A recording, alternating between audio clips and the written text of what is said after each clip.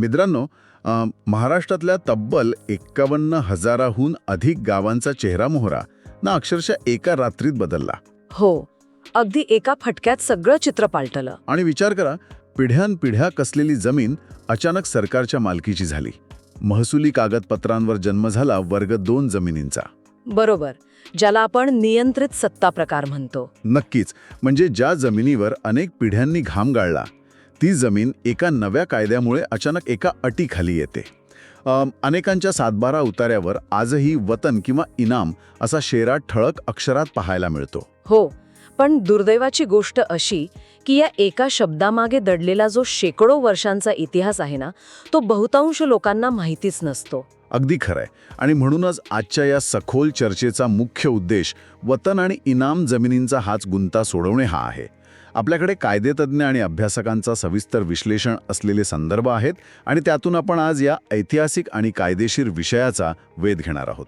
आणि हे समजून घेणं आजच्या काळात खूप गरजेचं आहे. हो ना, कागदावरच्या या नोंदीमागे नेमकी कोणती सामाजिक आणि आर्थिक व्यवस्था होती हे समजून घेण्यासाठी आज आपले तज्ज्ञ इथे उपस्थित आहेत. खूप खूप स्वागत आहे तुमचं. धन्यवाद. या मंचावर येऊन या अत्यंत महत्त्वाच्या विषयावर सविस्तर बोलताना मला खरोखरच खूप आनंद होतोय. कारण कसंय, हा विषय केवळ एखाद्या महसुली कायद्याचा नाहीये, तर तो आपल्या महाराष्ट्राच्या मातीचा, इथल्या समाजव्यवस्थेचा एक अविभाज्य भाग आहे. नक्कीच. आणि यातली सर्वात रंजक गोष्ट म्हणजे वतन या शब्दाचा मूळ उगम. म्हणजे हा मराठी शब्द नाहीये का? नाही, आपल्याकडे बऱ्याच जणांना असं वाटतं की हा अस्सल मराठी शब्द आहे, पण प्रत्यक्षात तसं नाहीये. वतन हा मुळात एक अरबी शब्द आहे. अरेच्छा, अरबी? हो, याचा मूळ अर्थ होतो जन्मभूमी, स्वतःचं घर किंवा उदरनिर्वाहासाठी दिलेली कायमस्वरूपी व्यवस्था. जर आपण थोडं इतिहासात सविस्तर बघूया तर छत्रपती शिवाजी महाराजांचा काळ असो, पेशवाई असो किंवा त्यानंतर आलेला ब्रिटिशांचा काळ असो, बरोबर, सुरळीत चालवण्यासाठी ना प्रशासकीय आणि सामाजिक जबाबदाऱ्या वाटून दिलेल्या होत्या. अच्छा, म्हणजे हे गणित खूपच रंजक आहे. कारण जर आजच्या काळाशी याची तुलना केली, म्हणजे हे एखाद्या मोठ्या कंपनीने आपल्या वरिष्ठ कर्मचाऱ्याला वापरण्यासाठी दिलेल्या कारसारखं आहे. अगदी तंतोतंत. किंवा सरकारी अधिकाऱ्याला दिलेल्या बंगल्यासारखं, की तुम्ही जोपर्यंत त्या पदावर आहात आणि ती विशिष्ट सेवा देत आहात तोपर्यंतच ती सुविधा तुमची. नोकरी सोडली की कार परत करावी लागते. अगदी तसाच हा प्रकार होता का? हो, हे उदाहरण तुम्ही अतिशय चपखल दिलं आहे. बघा, तत्कालीन राजवटींना गाव पातळीवर महसूल गोळा करण्यासाठी आणि कायदा व सुव्यवस्था राखण्यासाठी एक सक्षम यंत्रणा हवी होती. बरोबर. त्यासाठी पाटील होते. गावाचे सर्व हिशोब, दप्तर आणि जमिनीच्या नोंदी अचूक सांभाळण्यासाठी कुलकर्णी होते. तसंच गावाला बाह्य आक्रमणांपासून संरक्षण देण्यासाठी, प्रशासकीय कामात मदत करण्यासाठी महार आणि रामोशी समाज अहोरात्र काम करत असे. आणि मोठ्या पातळीवर कोण होतं मग? परगण्याच्या म्हणजे थोड्या मोठ्या पातळीवर विचार केला तर देशमुख आणि देशपांडे हे अधिकारी होते. या सर्वांना त्यांच्या अविरत सेवेचा मोबदला म्हणून रोख रकमेऐवजी राजाकडून जमिनी दिल्या गेल्या.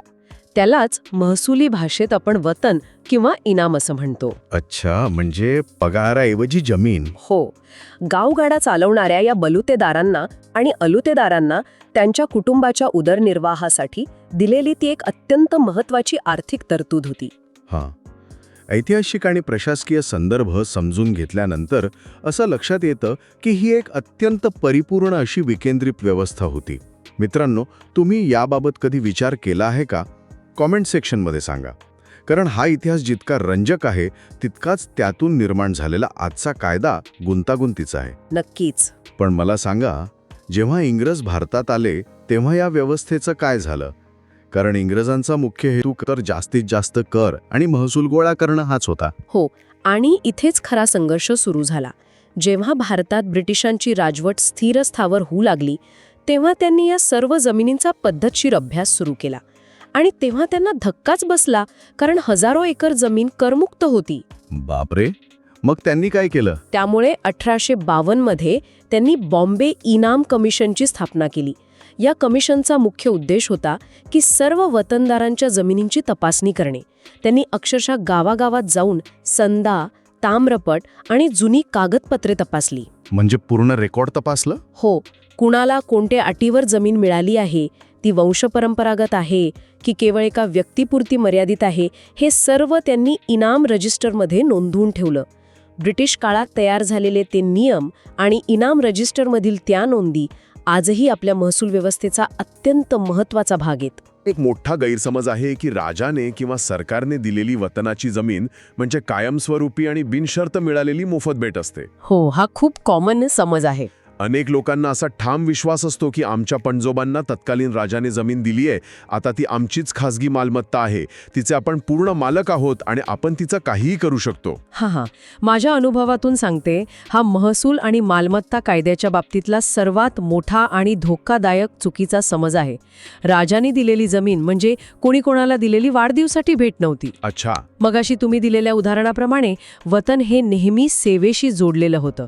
जोपर्यंत तुम्ही किंवा तुमचं कुटुंब त्या गावची सेवा करत आहात तोपर्यंतच ती जमीन उपभोगायची असते. ही कायदेशीर भाषेत एक प्रकारची कंडिशनल ग्रँट होती. म्हणजे अटींवर आधारित. हो, जर तुम्ही गावाचे हिशोब ठेवणं बंद केलं किंवा पाटलांनी महसूल गोळा करण्याचं काम सोडलं तर तत्कालीन सरकारला ती जमीन विना अट काढून घेण्याचा पूर्ण अधिकार होता. याला कायद्याच्या भाषेत शर्तीचा भंग किंवा ब्रीच ऑफ कंडिशन असं म्हणतात. त्यामुळे ती कधीही अमर्याद खाजगी मालमत्ता नव्हतीच. म्हणजे सेवेच्या बदल्यात जमीन, सेवा संपली की जमिनीवरील अधिकार संपला. अत्यंत स्पष्ट गणित होतं.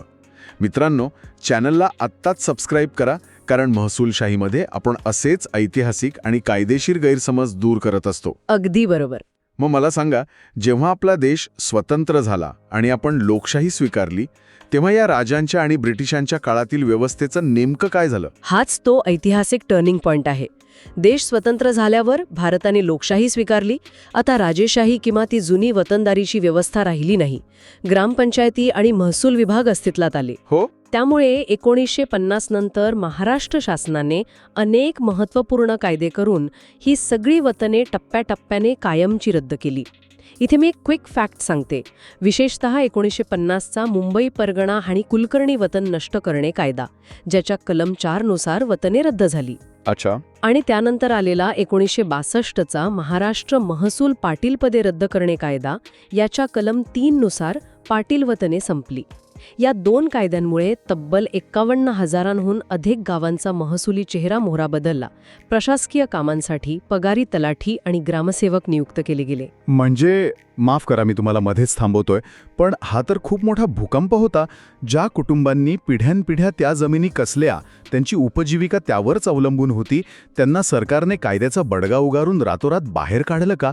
असं असेल तर हे खूप अन्यायकारक वाटतंय. तुमचा हा भावनिक प्रश्न रास्त आहे आणि वरवर पाहता तसं वाटू शकतं. पण जर आपण याला राज्यघटनेच्या मूल्यांशी जोडलं तर सरकारचा हेतू कुणालाही बेघर करण्याचा नव्हता. मग जमिनींचा काय झालं?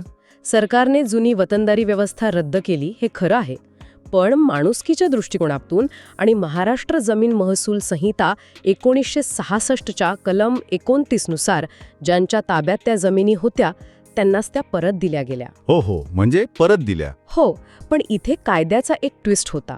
सरकारने या जमिनी वर्ग 1 म्हणून नाही तर वर्ग 2 म्हणजेच नियंत्रित सत्ता प्रकार म्हणून त्यांच्या 7/12 उतार्यावर नोंदवल्या. वर्ग 2 याचा सामान्य माणसासाठी नेमका कायदेशीर अर्थ काय होतो? कारण हा शब्द प्रत्येक तहसील कार्यालयात ऐकायला मिळतो. तुम्हाला परस्पर विकता येणार नाही, बँकेकडे गहाण ठेवून व्यावसायिक कर्ज घेता येणार नाही किंवा बांधकाम करण्यासाठी तुकडे पाडता येणार नाहीत. म्हणजे शासनाचं नियंत्रण राहिलं. हो, मालकी हक्कावर शासनाचं नियंत्रण राहिले. शासनाची परवानगी घेणे आणि ठरवून दिलेला नजराणा भरणे हे कायद्याने बंधनकारक करण्यात आले. मित्रांनो, ही टीप ऐकल्यानंतर तुम्ही तुमची जुनी कागदपत्रे तपासणार का? तुमच्या गावात अशी समस्या आहे का? समस्या कमेंटमध्ये लिहा, कारण अनेकांच्या जमिनींचे व्यवहार याच एका अटीमुळे अडकलेले असतात. बरोबर. आता मला सांगा, यामागे शासनाचा नेमका हेतू काय होता? विशेषतः आपण जेव्हा सामाजिक न्यायाची बातमी करतो तेव्हा या वर्ग 2च्या अटीचा काही फायदा झाला का? नक्कीच झाला. हा केवळ एक महसुली नियम नाही, तर त्यामागे एक खूप मोठा सामाजिक न्यायाचा विचार आहे. आणि यामध्ये सर्वात महत्त्वाचा संदर्भ येतो तो 1958च्या मुंबई कनिष्ठ गाव वतन निर्मूलन कायद्याचा, ज्याला आपण सामान्य भाषेत महार वतन कायदा म्हणतो. अच्छा, महार वतन कायदा. हो, या कायद्याच्या कलम 4 आणि 5 नुसार या शोषित वर्गाच्या जमिनींचे रक्षण करणे हा मुख्य हेतू होता. डॉक्टर बाबासाहेब आंबेडकरांनी या वतनमुक्तीसाठी अनेक वर्ष संघर्ष केला होता.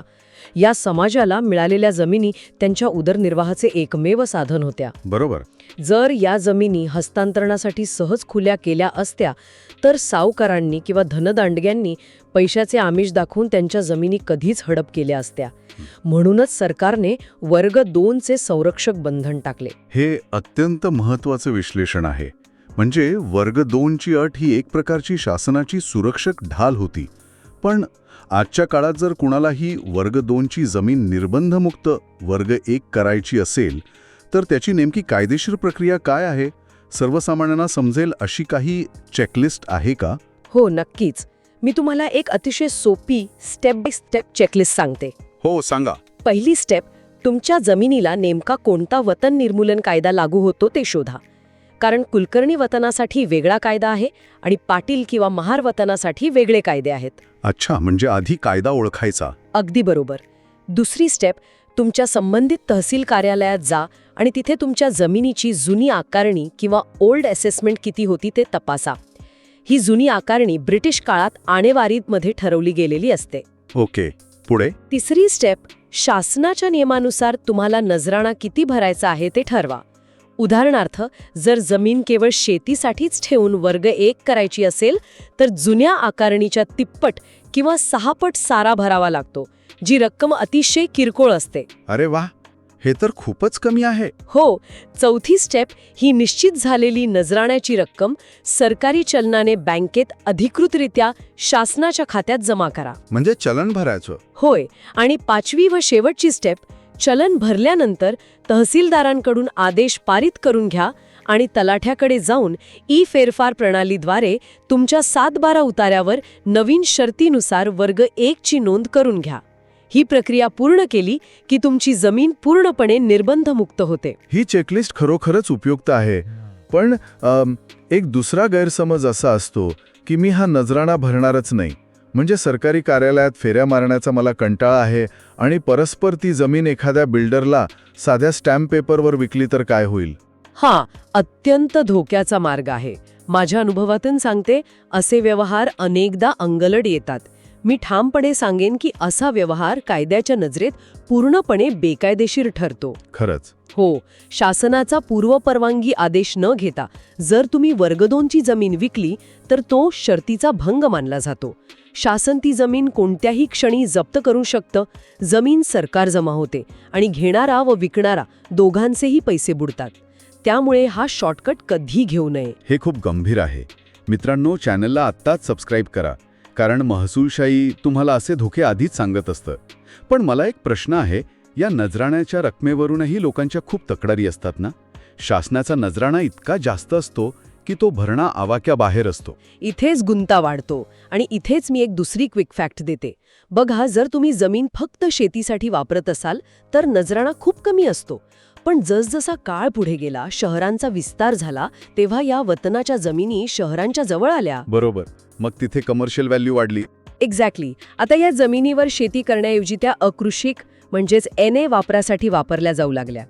पूर्वीच्या नियमानुसार जर वतनाची जमीन अकृषिक वापरासाठी वर्ग 1 मध्ये रूपांतरित करायची असेल तर त्या जमिनीच्या चालू बाजार मूल्याचे म्हणजे रेडी रेकनरच्या 50% इतकी प्रचंड रक्कम नजराणा म्हणून भरावी लागत होती. बापरे, 50%?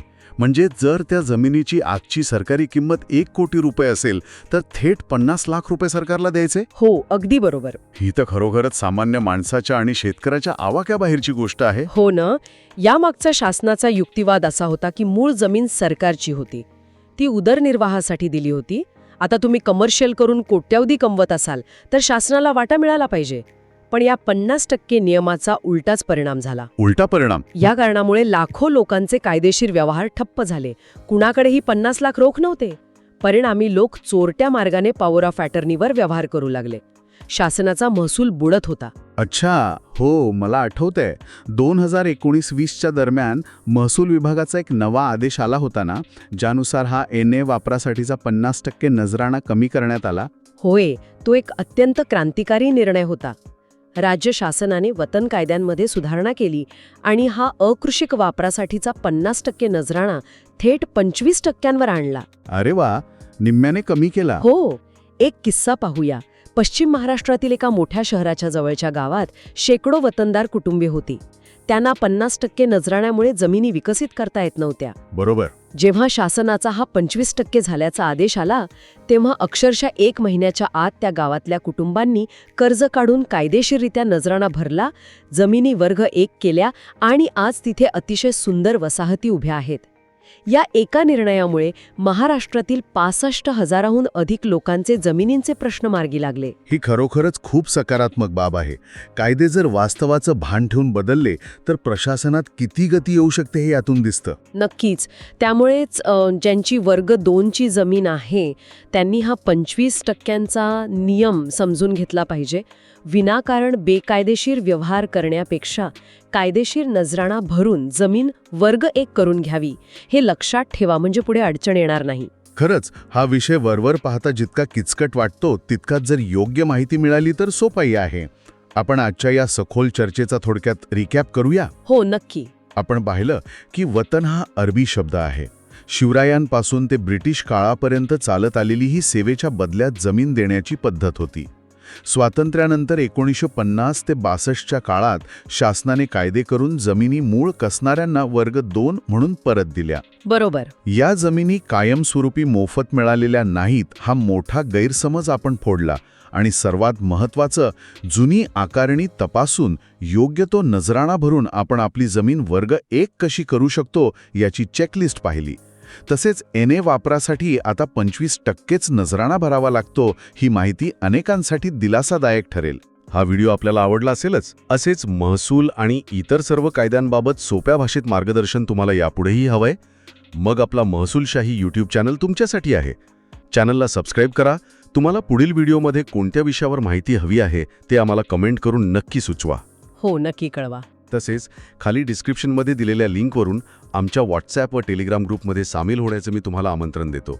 हा व्हिडिओ आपल्या मित्रांना गावातल्या व्हॉट्सॲप ग्रुपमध्ये जरूर फॉरवर्ड करा, जेणेकरून माहिती प्रत्येक गरजू व्यक्तीपर्यंत पोहोचेल. कारण आम्हाला विश्वास आहे की ज्ञान हे प्रत्येकाचा हक्क आहे. आज इथेच थांबूया. लवकरच भेटू पुढील भागात. धन्यवाद. जय महाराष्ट्र.